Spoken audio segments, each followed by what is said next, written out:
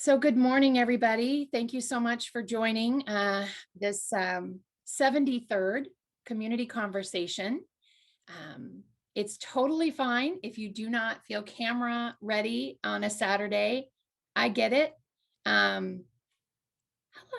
That really was no peer pressure, but faces are kind of nice. So, but I just really appreciate folks jumping in, and we do, not only do we have these events once a month, but we also have our office hours, which are every Friday from 11 to 12. And we put the link out there in our newsletter and in our on social media. And so that people can, we call it the pop in, drop in, stop in. You don't have to stay. Ginny laughs because she knows I come up with all these little doing this for too long together to know. But truly appreciate it. And I want to just first and foremost call out that I am feeling so incredibly fortunate in this session to have such an incredibly strong, and you should too, House District 30 team. I will allow them to introduce themselves, and maybe they could just, if they wanted to say a little something about themselves, they could. Yes, I'll go first. I'm Nicole. I'm Rep. Sollman's Chief of Staff. I've been working with her since almost going on 3 years now. So yeah, enjoying the ride. Yeah. Happy to be here. I'm Mark Watson. This is my first session. Helped out a little bit during the summer as well, and very glad to be on board and learning as much as I can. It's like absorbing like a sponge. It's been a great training session.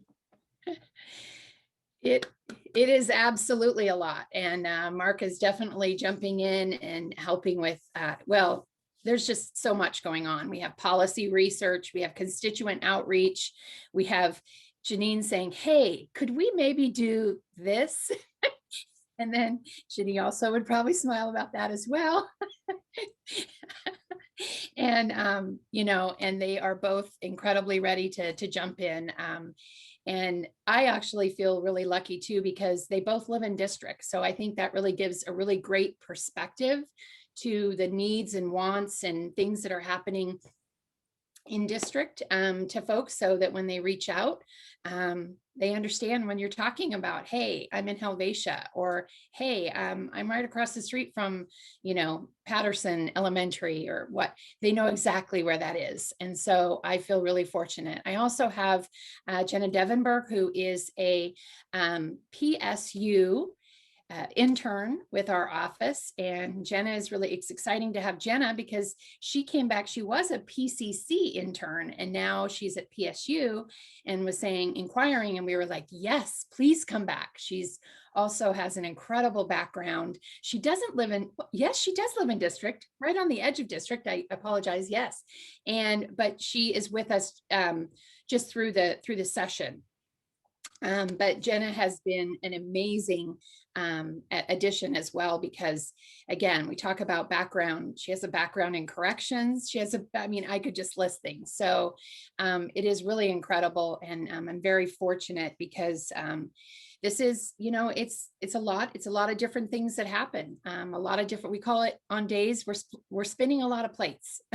And so it's really amazing to have a team of folks that are willing to grab a plate and just run with it and know that it's not going to crash to the floor. So I also feel really great that I have 3 high school interns and three active high school interns, whether they're involved in environmental policy, whether working with the bees, or whether working with menstrual accessibility and at the school level. And now there's a policy at the state level. So Olivia's excited. I think we're going to bring her on board to help and help advocate for that. And then Sean, who is working and excited about on the bill that we have coming up, actually for a public hearing on Monday for right to repair, which is all about if you own these cell phones and laptops and whatnot, if you buy it, you should be able to get it repaired. And and get it repaired locally. So we are fighting really hard on that one, and very excited about the support that we have. We do have bipartisan support on that.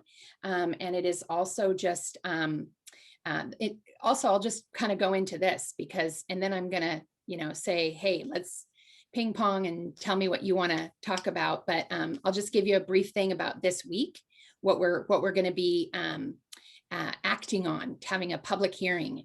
So the first one is going to be, we have a firefighter apprenticeship bill.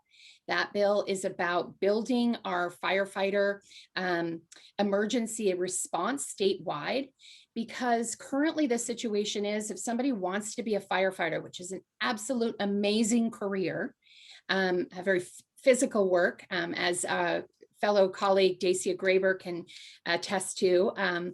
She is a firefighter, and she's working with me on this bill hand in hand, and I'm really excited to partner with her on this. She's a fellow Washington County legislator, and this bill, currently, if you want to be a firefighter, you have to go into a volunteer program for the most part and volunteer for 2 years. So that is just not, that's not a realistic situation for a lot of people. And specifically for our to really diversify our workforce is making sure that there's a solid apprenticeship program. So it's a pay as you earn as you learn. And we're really excited working with the firefighters on this one. And that will be on Monday in a public hearing. And I also want to just mention some other heavy hitters that are involved in this. Not only do we have the firefighters, but we also have Labor Commissioner Val Hoyle that is behind this as well. She has an absolute success record for successful apprenticeship programs and supporting real strong labor within Oregon. So super jazzed about, if you can't tell, about the firefighter apprenticeship program. Next one is our right to repair, which is also Monday. That one's going to be, both of these are going to be in business and labor. This is just about making sure that your laptops, your products that you have, your consumer household goods, if you own them, if you buy them, you should be able to repair them and repair them locally. So this bill to me is not only an environmental issue, because we live in a very disposable world and we shouldn't. But it is also making sure that we're supporting the consumer rights and not saying that, oh, I'm sorry, you now have to either send your phone away or it's too damaged, now you have to throw it away.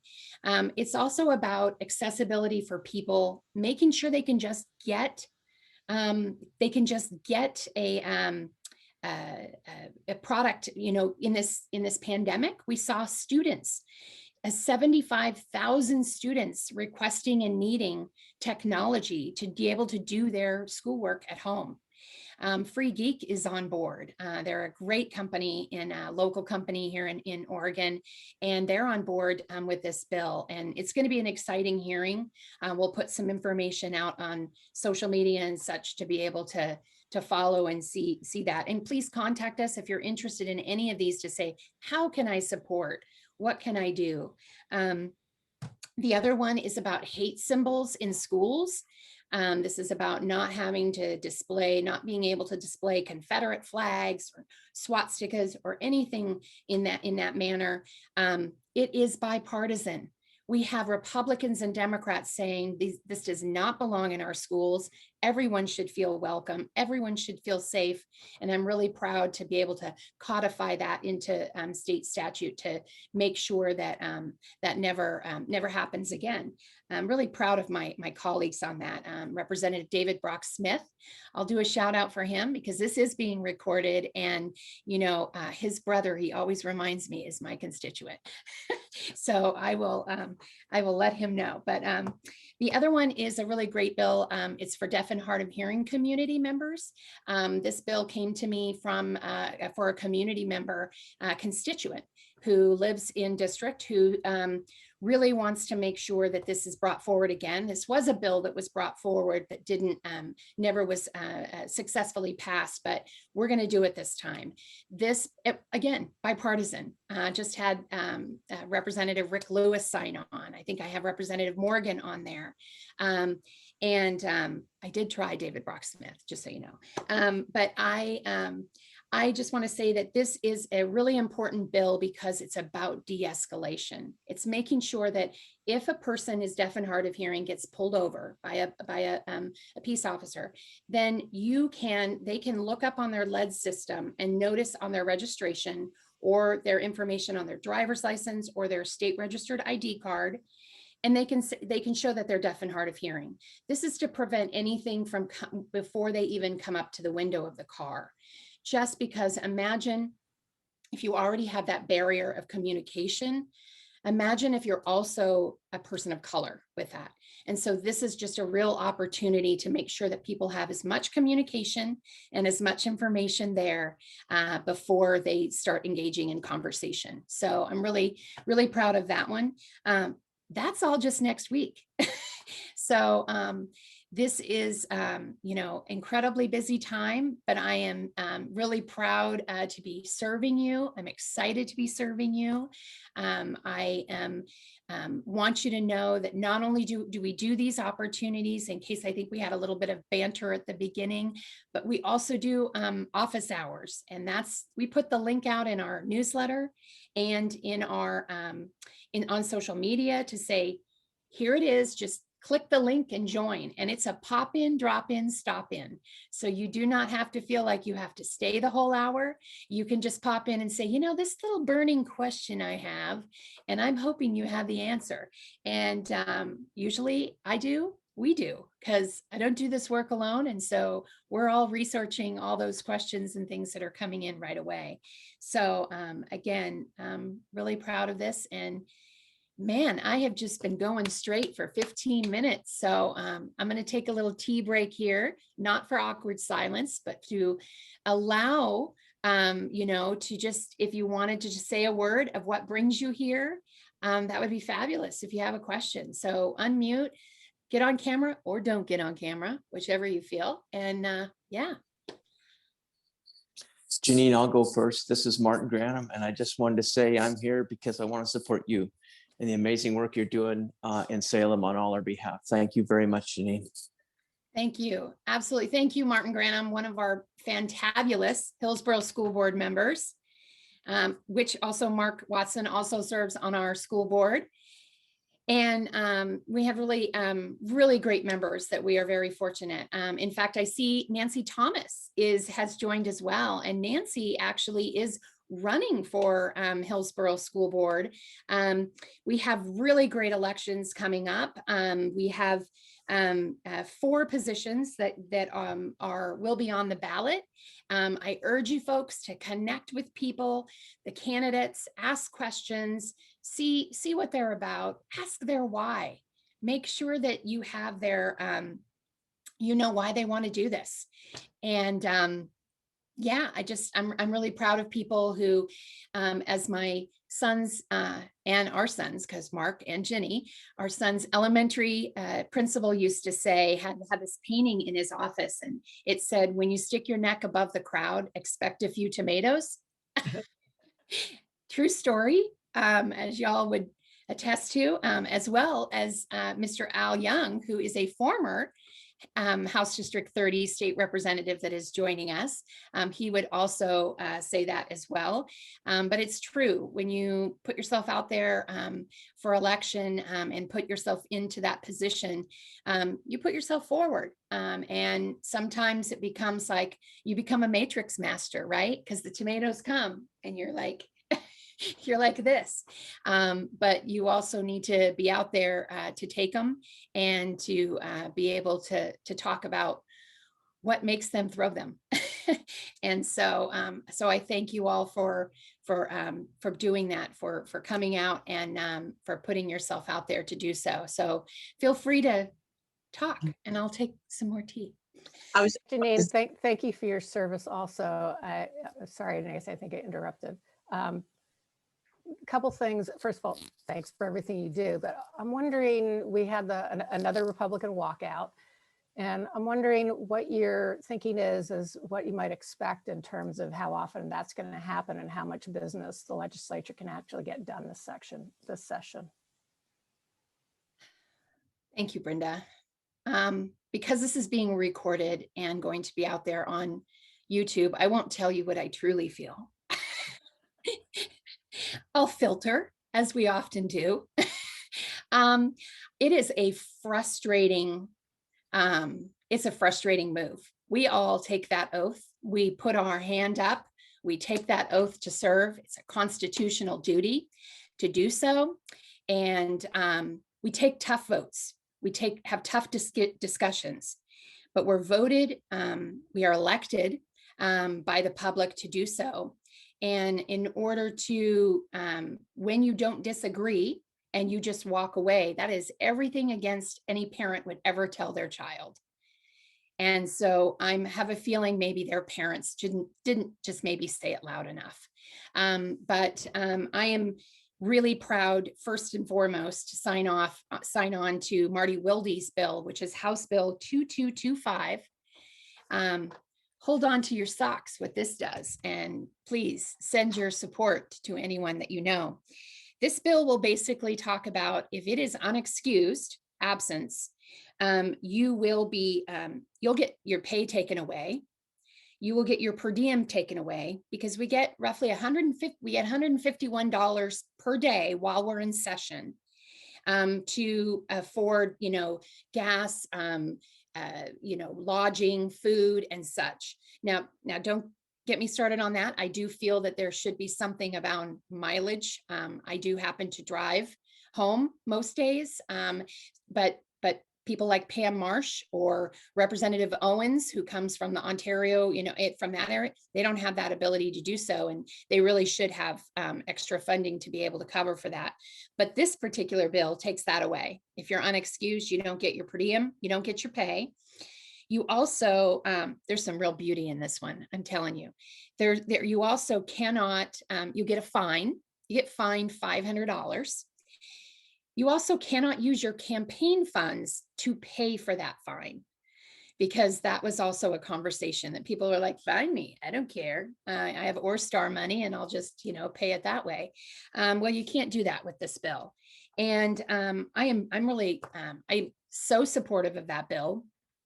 And we are one of 4 states that has this quorum requirement. Yes, it really truly does need to be addressed. So much of the process in doing so, whether it will be a constitutional change, which would go to the voters, but there is a process that would have to come through our own legislature. And what are the chances that they'd stick around to even discuss that? And so it is absolutely a frustrating thing, because whether we're talking about gun violence prevention, we have some really important bills. I don't know, the story of our teenagers, their number one cause of death is suicide. And we have a safe storage bill, and people are saying, what, why are you bringing that forward? Are the Republicans going to walk? We have one that talks about closing the Charleston loophole, so that makes sure that you get your background check. And if it takes a little bit more time, that doesn't mean that you're just going to hurry up and get your gun. You need to go through the time of getting that background check and that release. But again, we can talk about the environment and people say clean energy, 100%. What? That's going to make Republicans walk. The position is, if people want the majority, if they want to have that, then they need to take that to the ballot box, right? They need to then push and have to bring on more Republicans to the process, to vote for more Republicans. But the more that they go off with some of these tactics, the more that they sign letters and support denying the electoral college results, the more they do that, the more they disenfranchise their own folks. People peel off. They had more changes in the Republican Party that moved to independent or non-affiliated because of that. So they really need to think about this. If they truly want to make change, it can't be through their boots. It's got to be through the ballot box. So yeah, that's, but I have more to say, but yeah. Did I get that good? Did you get my feelings? Yes, I guess I would just, the follow-up question to that would just be, how would a person of either party who would support this bill go about doing that, besides telling you, hey, we love this bill? What else can we do? Thank you. We are a citizen legislature, so it is important that I know that some of you who join may not be my constituents, but you know what? We're a great, big, huge community. So reaching out to your legislator, making sure that they know. I even say that even if you know your legislator is in support and sponsors it, you still send a quick email and just say, please, I can't thank you for your support of this. Or if you don't know that I do, do support, please make sure that you support this. That means something to me. Write letters to the editor. Put things on your own social media that says, be aware, folks, this is a bill. This is not democracy. Making sure that it's the ripple effect and your web effect, right? Because we are powerful within our own selves to be able to reach out to people and be able to share. So I think it's those means. I think it's writing letters of support, finding where the committee is. I apologize, Mark or Nicole will probably be able to find this in the House Rules Committee. House Rules. Yep, so rules. So making sure that you look on OLIS, the Oregon Legislature Information System, and you look on there and say, okay, these are the folks that are on rules. Send an email to the people that are in the Rules Committee to say, this bill is important. I am sick and tired of boots on the ground on the Senate floor. So I think those are ways that you can do that. Hopefully that's helpful. Perfect. Thank you. Yeah, thanks. Nancy, did you have something you had? Well, first of all, I wanted to give you a moment to take some more of that tea. Yes, very good. Take care of yourself, dear. Again, it's good to see you. And I think what I love about you most, Janeen, is your excitement and your spirit. And that is what I'm connecting with. And I appreciate that. It's a pleasure to talk with someone who still has that fire, that passion, and can be excited about what they're really doing. I myself struggle, my history of being a longtime Republican, and I struggle greatly with this idea. And by the way, seeing an entire group walk out, that was new to me. I had never experienced that any other place. So to come to the Pacific Northwest and see like an entire group just say, you know what? I don't have enough votes to get what I want. So I'm just going to stop working with you. I don't want to play with you anymore. And I'm going to take my marbles and go someplace else. I had never experienced that. It's a different feel. And I don't know how all of the legislatures are going to work together for the state of Oregon if you decide you want to pick up your marbles and walk away because you don't have the same votes as everybody else. I'm struggling to understand what happened to working with the other side. What happened to, okay, so I didn't win this particular election, but I don't quit. It's very interesting to me, but I see and I feel the fact, because this really has nothing to do with Democrats and Republicans and independents. What this is about is people coming together and getting the work done for the state of Oregon. And I don't understand how this is going to happen if you walk away because you don't have enough votes to get what you individually wanted. So it just goes against everything. It's very difficult for me to understand. I'm struggling. I'm trying to understand it. But in the meantime, I'm going to focus on my first effort to be a publicly elected servant. I'm excited to be working and getting advice from Mark Watson and the rest of the incumbent crew that we have here in Hillsborough. And I just can't thank you enough for just being genuine, being authentic, being transparent. And this is more than just being an ally. This is about humankind friendship. That's what this is. So if I can say anything else, I would suggest to people that, you know, it's really not important for you to claim that you're an ally. What it is, it's important that you claim to be a human being, treat people like that, right? And go beyond the golden rule, get to the platinum rule. Treat people as they need to be treated, right? So thank you, Janeen. Thank you. Thank you. Thank you. Thank you. Thank you, Nancy. I really appreciate it. You know, I often just, I love how the connections that we make. I love that Erica invited me, had me come to an event in a park, to where it was a candidate event, and I showed up, and that's where I met you and your husband. And we had such a great connection in our conversation that when you walked away, I was like, Erica, I got to get to know her. You carry that energy as well. And I've often told you that. It's ironic that one of the points of discussion that I feel like really ignited you in that moment was about the walkout at the time. And you were like, this is incredibly maddening. And I think at the time it was house members, right? And it was your house member, because you're not a constituent of mine, and you know who your representative is now. So I urge you, Nancy, to reach out, send an email, and your representative is a good person who unfortunately has made decisions to walk out, which I can't respect that. I can respect other things about him. I can respect some of the work that he is doing. But I can't respect that decision. So I think it's really important that you reach out to him as well and just let him know how you're feeling and where you kind of stand on the issue. I would sincerely appreciate that. So yeah, I don't know if anyone else has, look at that, half an hour, 30 minutes. See how much Janeen can talk. I'm not sure if anyone else has any other things that are bringing them to the table here. I can continue on too. Well, Janeen, as Martin Granum again, I'll just add a plug for constantly keeping an eye on the state school fund.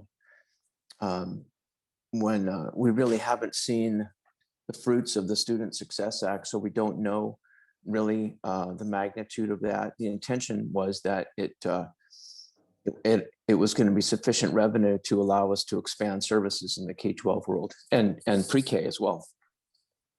And so based on economic factors, we haven't really seen how that's going to work. But nevertheless, it sits outside of the state school fund. And it would only be an additional revenue if the state school fund itself remains stable.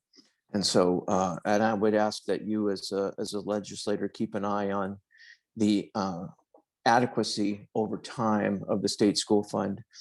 And I know that you have, you understand the dynamics of the current service level.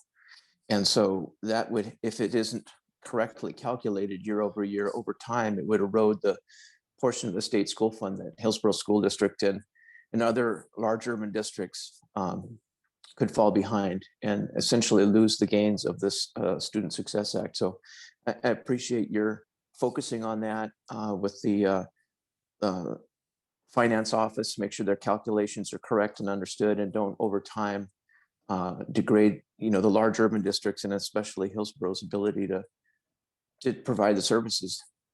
Thank you. Yeah. Thank you. Thank you very much, Martin. I come to this job. We all come to this job with a different lens of experience. We have different lived experiences, different backgrounds in our jobs and everything. And I really hold value to my time on the school board. I was 8 years on the Hillsborough School Board and was really blessed to work with such amazing people, not only my colleagues, I call it the 7-finger glove, right? Because there's 7 of us on that board. But just also the staff at HSD, and I just really want to call out specifically on the local level here, because everyone knows my love for the school board members, but also Hillsborough really couldn't be more fortunate to have Mike Scott at the helm.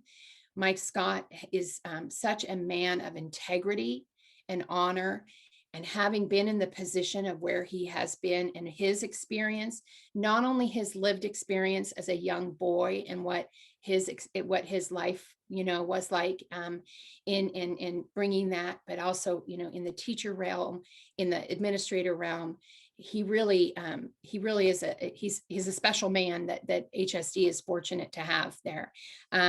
He is in close contact with the governor. I was on the phone with Governor Brown yesterday, and she was telling me, man, I have to reach out to Mike Scott. I've got to talk to him about Hillsborough's plans. I haven't talked to him in a little while. And so I meant to send him a text to let him know that she specifically called him out, and to know that the governor knows Hillsborough superintendent by name, knows that he has been sharing that information and spreading that message of what Hillsborough needs to be successful and get our kids back to school and keep our staff safe. And I know there's some information out there that's coming, and I know that we have, I believe it's, so K2 schools, kindergarten through second grade, will start coming back on the 29th of March. And then 2 weeks later, they'll start this like rollout model. And I think Mark is going to put some information possibly for folks for the Hillsborough School District, if that's something that, see this great graphic that really shows where the for Hillsborough School District, what the plan is for returning to learn. And I can't really say return to learn, because I have to just tell you, they've been learning all last year, all this year. Kudos to our educators who have been nimble and flexible and supportive in helping our students, not only in the academic side, but in the social emotional side of knowing that this has been a real struggle for our students, real struggle for our families and for our educators as well. So I think it's, you know that you have a fighter in me to protect those funds, Martin. You know that you have a fighter in Representative Susan McLean, who leads that the subcommittee for Ways and Means for Education. And when she's got her pencil and notebook and she's in a meeting with folks, she's going to come back and give some real answers anytime here because she is so engaged in this work. So just really, if you want a little Mike Scott story, I could share a little one real quick. So we all get those cell phone calls all day about your vehicle's warranty is expiring, or you're better sign up for your new iPhone or whatever. And the day after this happened, Mike happened to be talking to Mike about something. He's like, you get those calls, right? I'm like, yeah, I get those calls too. And like, sometimes you get frustrated at the end of the day, right? I'm like, yeah, we all do. And he's in a position where he has to answer the phone. Like, he can't just, if it's not a number he doesn't know, he has to answer it. And he said towards the end of whatever day it was, he picked up the phone and went, hello. And it was, hi, Mike, this is Governor Brown. And he was like, my tone changed immediately. It's like, oh, hello, Governor. Nice to talk to you. So like, we all get to that point. It's like, it was like, and it turns out she was just calling me. Like, well, there you go. It was great because I remember when Mark told me that story, and then I was down in Salem on a Tuesday, because that's what days we've been going down. And I was talking with the governor on the phone once again, and she was telling me then, and this was a few weeks ago, I've got to call Mike. So I sent him a text and I go, just so you know, the governor's going to call you today. Answer your phone nicely. Always smile. The people on the other side can read that. And so he was like, good hint. But yeah, pretty funny. So I don't know if anyone else, I have a question about, it's a big question about homelessness. This is something that I'm really concerned about, and this affects not just our district, our county, our state. It's really a nationwide problem. It's made much worse by the decimation of HUD over the last like 30 years. And I know locally, the city and the county and the state have all made efforts to raise new money and dedicate new money towards the problem. But my question is, are you aware of, or do you have any insight into how our state feels like what else is really needed from the federal government to try to address this problem? Because in my opinion, this is not a local problem, and like individual states and individual cities and individual counties cannot solve this problem on their own. So I'm just wondering what insight you have into that. Yeah, thank you. It isn't an Oregon problem. You are absolutely correct in that. But to look at it through the Oregon lens, that I know that our Speaker of the House, Tina Kotek, is really very focused and energized in addressing and looking for funds to support our homeless and houseless community members. And not only just through such a multifaceted problem, right? We have housing issues, we have a supply issue, we have housing issues, we have the need for substance use disorder, treatment, making sure that we're keeping people healthy and that we're providing opportunity for physical health and mental health support. It is also making sure that right now we're, through the pandemic, we've experienced job loss. We've experienced so much. And unfortunately, there are people that live paycheck to paycheck. And so the concern is they may not have been able to pay that rent, and they may have that house currently. They may have several people living with them, and that's still a houseless, homeless type of situation. And when those moratorium protections go away, there's concern that we'll see an influx of folks that will no longer have housing. And we're not just talking about, single family folks. We're talking about singles. We're talking about families. Beaverton School District, Hillsborough School District has students that are experiencing this. So they have that situation. Then they also have trying to do comprehensive distance learning as well. So they have all of these challenges. And I think that we all, I breathe a confident breath of fresh air, calming breath, knowing that I believe our federal government sees that too. And our federal government understands the need to address this. They saw the situation with not only the pandemic, but in the wildfires that we had faced here in Oregon. We're going to see some FEMA money come into the state to really address the wildfire issues and towns that have been decimated. And those folks, you talk about homeless populations or housing concerns, there's a real affordable housing solution for a lot of people are in manufactured homes and manufactured home parks. But like areas like Phoenix and Talent, where those families have been able to afford that, those areas have been completely decimated. So Representative Pam Marsh is fighting for her community to say, how are we using FEMA dollars to get in to support these families and get them back to a roof over their head? She fights so hard on that. We have in Senator Golden and Representative Fahey, Representative Lively, all have a significant amount of folks that have manufactured home parks within their district. I have a couple myself. So there's so many solutions and so many ways that we're looking at all of these issues. I think that so I do feel confident that we will see some partnership and some support more from our federal government. I will say from my lens and my work, I serve as the co-chair of Public Safety Ways and Means. And so for me, and I'm on the Behavioral Health Committee. For me, I really want to make sure that we are focused and understanding and always keep the message that mental health is just important as physical health. Like I sometimes even worry about the wording. We have a healthcare committee and we have a behavioral health care committee. I think words matter. And I think we need to call it a physical health committee, if we're going to call that, and a mental health committee or a behavioral health committee, because mental health is your physical health, and it's just as important. And I think that making sure that we're addressing those needs are important. Level to access for substance use disorder, the access, we are so grossly at the bottom in Oregon for access to treatment.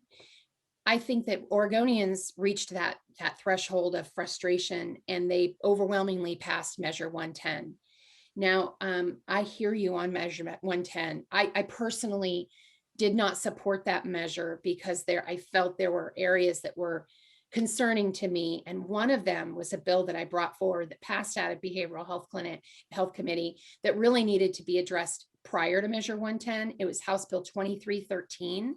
And it was about looking at your gaps in services of where we are on the whole realm of treatments, treatment accessibility and treatment availability for Oregonians. And where show us the map. Where are our gaps?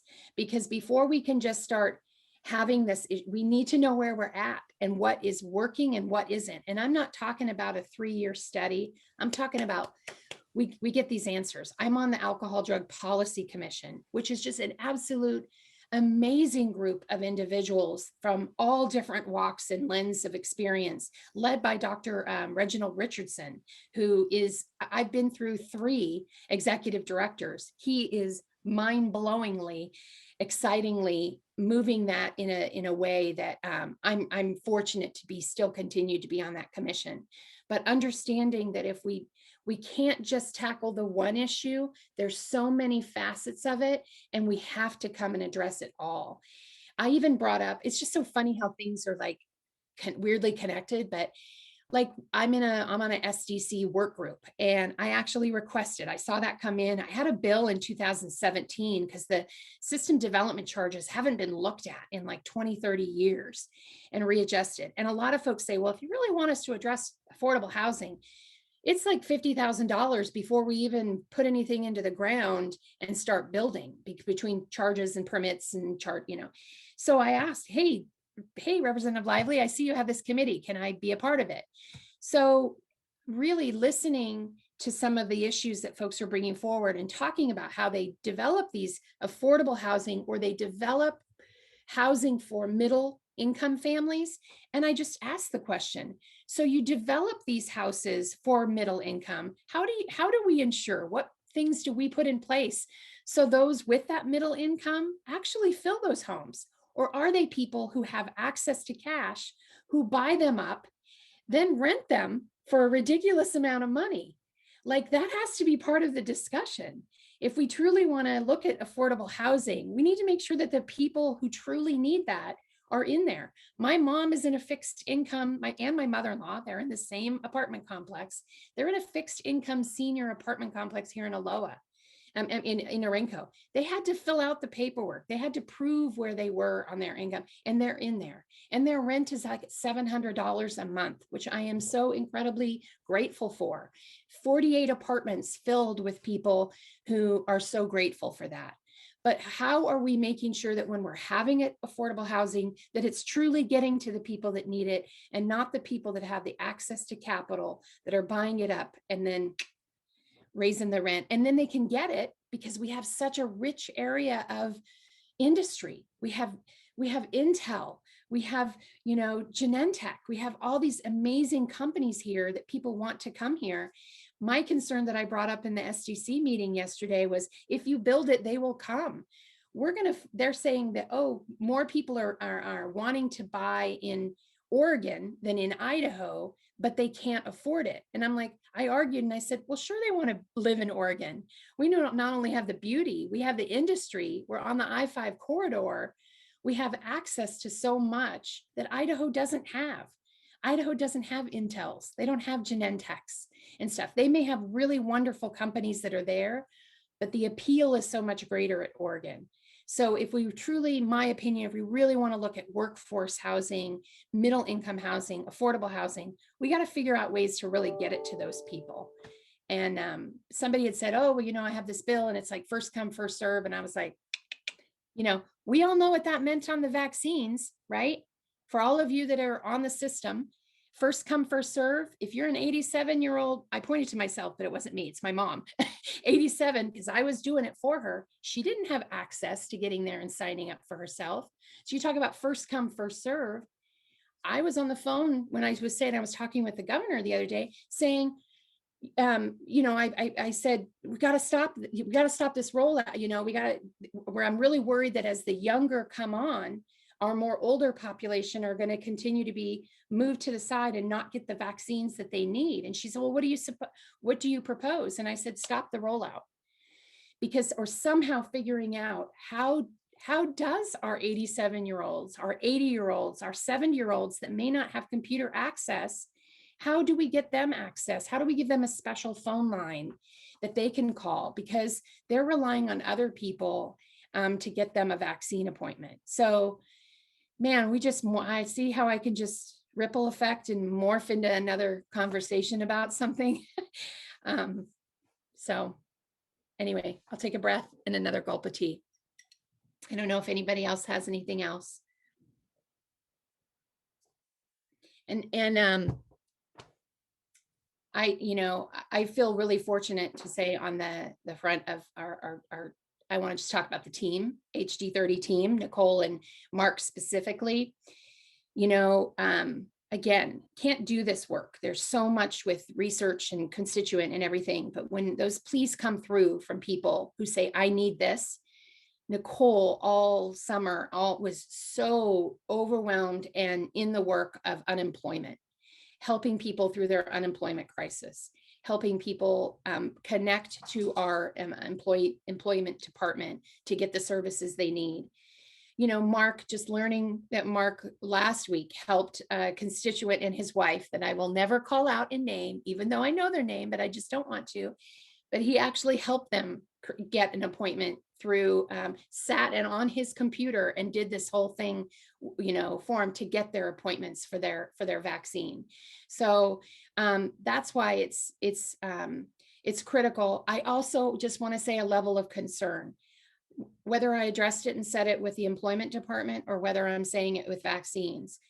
I see the people that are reaching out and are sharing their concern and sharing their worry because they don't have this access. I worry about the people who don't know that they can reach out to me and get me and let me help them and my office help them find the services they need. That's what worries me. And through the unemployment situation and everything, that's the stuff that I'm so thankful that we're able to help people, but man, I'm worried about all the people that don't have our number and don't have our email. So we continue to reach out and to our community partners and look for ways to engage and figure out how we can connect with those community partners to elevate that we're here and how can we help.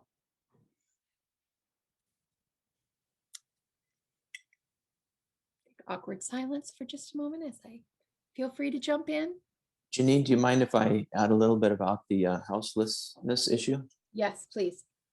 Janine, for the caller who inquired about what we can do about homelessness and houselessness, at the local level, Washington County has quite a bit of responsibility in that area. The housing department and also the housing authority of Washington County are both organizations within county government. And they have a huge role to play on houseless encampments, supportive housing, affordable housing. They are sort of the on-the-ground action arm of much of this federal dollars that we're talking about. And so I would encourage people to come to the next Washington County Town Hall. I put a link to it in the chat. It is very appropriate to ask our county commissioners what they're doing in this space as well. And I think that they would welcome that conversation from constituents. Thank you so much, Martin. I really appreciate that you brought that up too, because I'm really proud of the direction that our Washington County commissioners are taking to have more to do these town halls, because I have to tell you, that hasn't been a past practice, right? We haven't seen that. I don't think the general public has been able to connect who their Washington County Commissioner is. And to Brenda's point and to your point is understanding that we have not only that layer of our federal and our state, our county, our metro, we have city. I mean, thank you so much to Anthony Martin for joining today. He's a Hillsborough City Councilor. And I saw Junebug earlier too. So, but you know, having these engaged partners who are here to get in front of the public to share, but making sure that our constituents and Oregonians and county folks know that this is there. So show up and be able to share your concern, but get to know who your county commissioners are.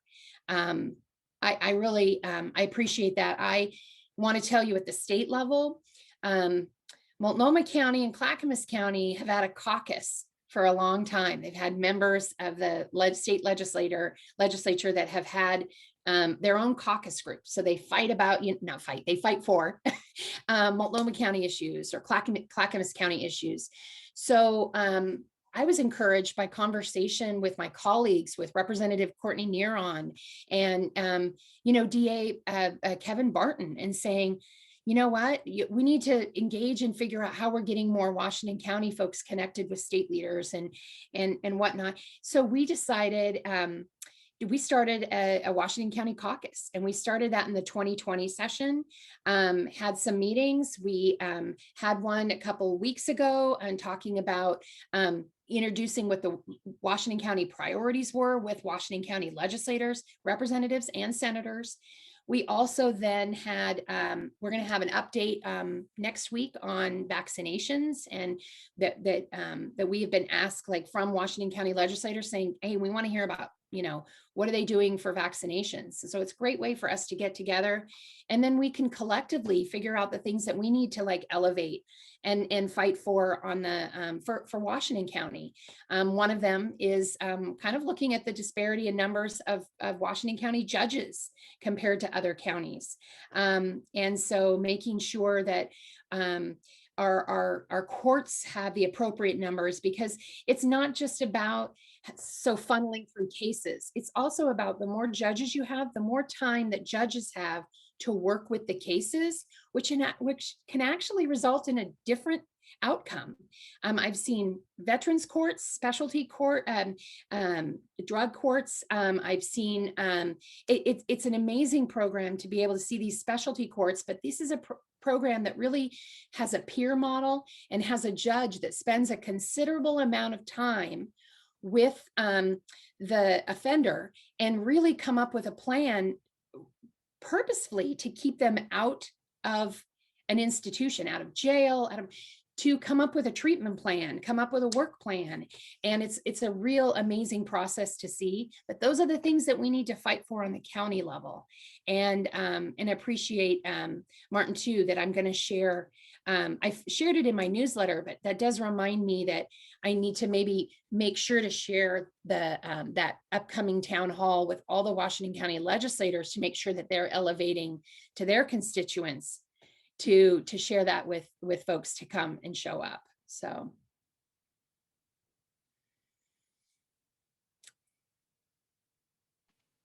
I was interested to see the forthcoming town hall mentioned in your newsletter and immediately put it on my calendar, because as someone who attempts periodically to be a citizen grassroots activist, I find the county commissioners to be absolutely impenetrable. I think that they're understaffed. I don't get responses, and I don't see them.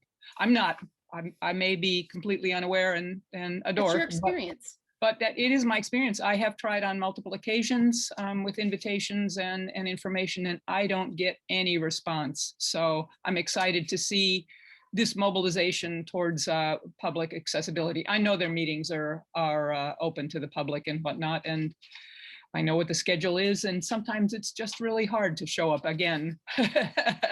Yeah. So I appreciate that, Debbie, and I just want to let you know too that they will.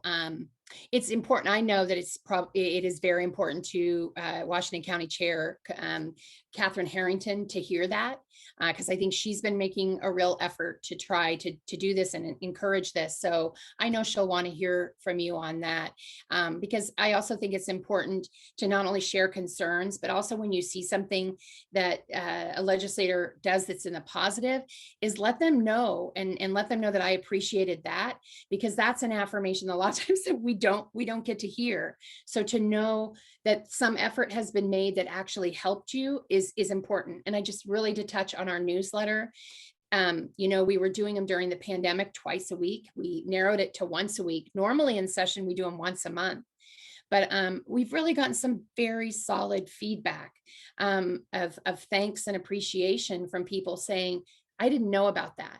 Or from people who subscribe to my newsletter that live outside the district saying, I really appreciated hearing that story because I like to see what's going on in your district.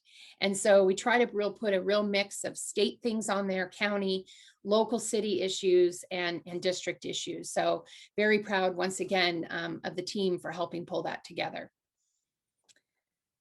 I know we're wrapping up here, but I just want to make sure to wrap up to see if anyone had any other burning questions. I apologize if there's things that, so the chat, I've been told don't get swirled into the chat, so I can get swirled into it. But if there's anything, please raise your hand, shout out, camera or not. Again, just thanks so much for doing these, Janeen. Yes. Thank you. I appreciate hearing the perspective. And Janeen, this is Nancy. Brenda, I appreciate your questions. And I appreciate, Janeen, that you can take these questions on and talk about it.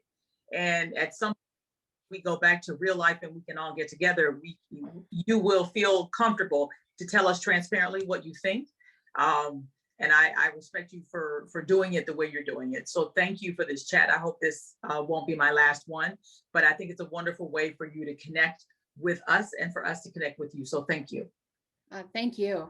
I deeply appreciate that. And I want folks to know too that, you know, if you have a neighbor, if you have a friend that lives in district, please share with them with this experience, because somebody who's never come is like, I don't know. I don't know about possibly jumping in. That feels odd to me. I've never come in. We had somebody that's a friend of mine who I've never had come to a community conversation. I saw her pop into the office hours yesterday, the pop in, drop in, stop in. And she didn't get on camera, but I'm sure she was just like, okay, I want to kind of see this. I'm putting my toe in the water just to see what this is all about. So that's why the office hours are great, because people can just pop in or ask, or maybe they just want to see. But I want to also just point out that these conversations are so incredibly important that this is my 5th year in being a legislator. This is my 73rd community conversation. Normally, yes, Nancy, I can't wait to hug my mom. I can't wait to get in public and be around people. But I have to say, I'm still going to continue these opportunities as well, because people who may not have the chance or that ability to come to the table, around the table at the library where we usually have them, or around the coffee shop at Ava's, or Hits the Spot in North Plains, which go support all of those places. Yummy breakfasts and good things. But they may find this to be more appealing because they may have childcare, or they may just like to have a pajama day on a Saturday. So we're going to try to mix things up a little bit, still continue to do these. I think that we can find some silver linings from the COVID situation. There's going to be some silver linings, but man, have we been and experienced so much pain and anguish through loss and through frustration, whether it's, frustration through the vaccination process or unemployment. So our mental health needs are going to be so incredibly important. Making sure that folks, do the part to check in on yourself and take care of yourself. I often remind my friends that on an airplane, if you're traveling with someone you're taking care of and you hit turbulence and that air mask come down, what does the flight attendant tell you? Put yours on first, right? And then you put it on the ones that you're caring for. And oh God, I feel like I'm gonna get emotional. Woo. So I think that it's really important that you take that opportunity to take care of yourself, check in on yourself, do your self-care, but make sure that you're letting those around you know that you see them, you hear them, you love them, you're there for them, and make sure that we're doing that too, because our social norms are all kind of spun out right now. And I think it's really important, as you pointed out, Nancy, that human connection, right? Making sure that we're making that human connection. So I want to be really super responsive, respectful of your time. We do say this is a 1 hour meeting so that you can get about your day. Blaine, thanks for checking in. I appreciate Blaine. He's comes in and shares where his ideas and his frustrations and I need this. That's great. We need to make sure that we have folks, because our ripple effect, when we know that when we get Blaine information, Blaine's going to go out and tell others. And I think that's the beauty of understanding that each and every one of you has a ripple effect. So please go out, do the good in the world. And thank you. I appreciate you joining today, and continue to be good to yourself and each other, and pop in, drop in, stop in. Take care.